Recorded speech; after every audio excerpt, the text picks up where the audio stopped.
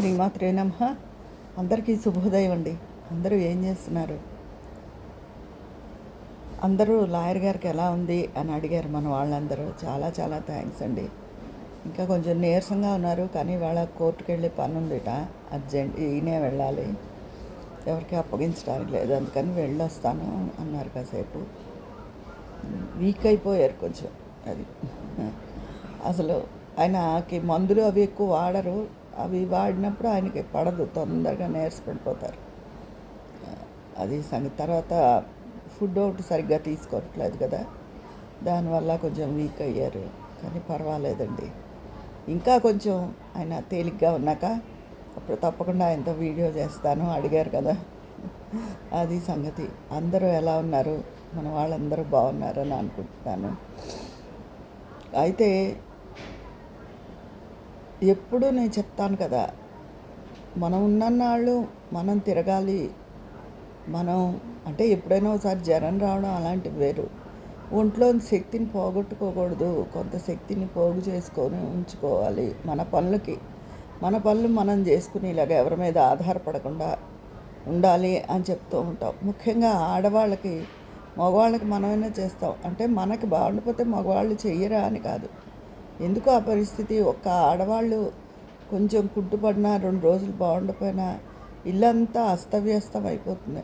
అంటే ఒకటి అఫ్కోర్స్ మన చేతిలో ఉండదనుకోండి, అందరూ బాగుండాలి, ఆరోగ్యంగా ఉండాలి అనే కోరుకుంటాం. ఒక్కొక్కళ్ళు పడిపోతారు, ఒక్కొక్కళ్ళకి ఏదో జరుగుతుంది. అలాంటప్పుడు ఏమైనా ఫ్రాక్చర్స్ అయినా ఏదైనా అయినా, అదే కాలుకు అనుకోండి, కష్టం కదా చాలా. అందుకని మనం ఇలాగా అని చెప్పలేము, కానీ సాధ్యమైనంత వరకు మన మైండ్ని కంట్రోల్ చేసుకుని రోజు ఒక్క 10 నిమిషాలైనా మెడిటేషన్ చేసుకుంటే ఎంతటి సమస్యలు వచ్చినా, ఎలా ఉన్నా ఆరోగ్యం కొంచెం స్ట్రెంగ్త్ ఉంటుందండి. మనం పనులు మనం చేసుకోగలం, ఇంకోళ్ళకి చేసి పెట్టగలం. ఆ స్టామినా మనకి వస్తుంది. అది ఏజ్తో సంబంధం లేదు. తర్వాత ఎవరికి వాళ్ళు కొంచెం పెద్ద అవుతున్నాం కదా, 50 ఏళ్ళు దాటి, నేనే చెప్తుంటా, శక్తి తగ్గుతుంది కొంత వయసు దాటాక. నిజమే, తగ్గినా, ఫిజికల్గా తగ్గినా మెంటల్ శక్తిని ఎప్పుడూ ఉంచుకోవాలి. పెద్ద అయిపోతున్నాం, 50 ఏళ్ళు దాటిపోయి 55 ఏళ్ళు వచ్చేసాయి, బాబాయ్ ఇంకో 2-3 ఏళ్ళు 60 ఏళ్ళు వచ్చేస్తాయి, 60 ఏళ్ళు దాటిపోయి అలాంటి భావన మనం రానివ్వకూడదు. మన మనసు ఎంగగానే ఉంటుంది. ఆలోచించండి, మీకు ఎవరికి వాళ్ళకి. కానీ శరీరాన్ని బట్టి, పిల్లల ఎదుగుదలను బట్టి మనం పెద్దవాళ్ళం అయ్యాం అనుకుంటాం. కానీ అలా అనుకోకుండా మనం ఎప్పుడు యంగ్గానే ఉన్నాము అని మనం అనుకుంటూ ఉండాలి. మనకు 60 ఏళ్ళని అనుకోకూడదు. అంటే 40లోనే ఉన్నాం, 35లోనే ఉన్నాం అలా అనుకోవాలి. వయసు వచ్చేస్తుంది అంటే అనుకునే ఊహ పెద్ద. సాధారణంగా ఎవరు నేనైనా అంటాను ఏదైనా అంటే, పెద్దవాళ్ళం అయిపోతున్నాం కదా, ఇంకేంటి ఓపిక అలాగే ఉంటుంది ఏంటి, ఎప్పుడూ తగ్గుతుంది కదా అంటాను. కానీ నేను కూడా అలా అనకూడదు, ఎవరూ అనుకోకూడదు అలాగా. మనం ఇంకా చిన్నవాళ్ళమే అన్న భావన అంటే మనం ప్రవర్తించే తీరు కాదు, మనం హుందాగానే ఉండాలి.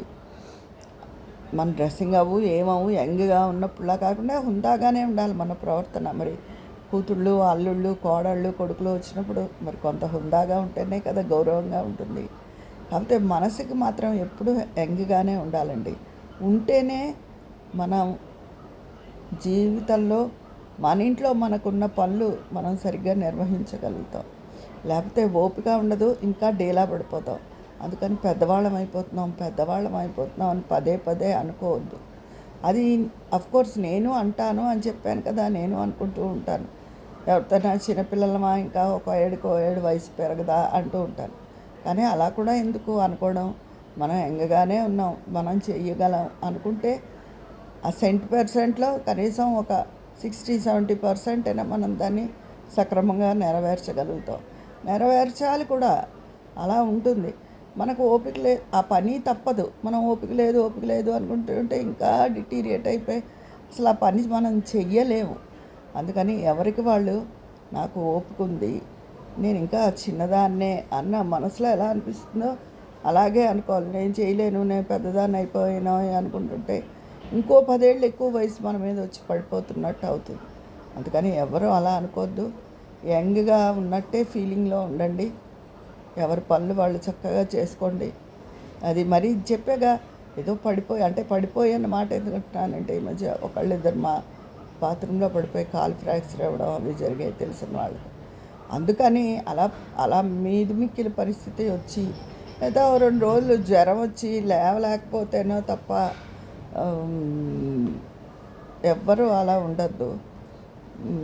అందరూ ఉత్సాహం తెచ్చుకుని మరి ఈ జీవన ప్రయాణంలో మన జీవితాన్ని సజావుగా కొనసాగించాలని, మన వాళ్ళందరూ కూడా ఎనర్జెటిక్గా ఉండాలని మీ అందరికీ నేను చెప్తున్నాను.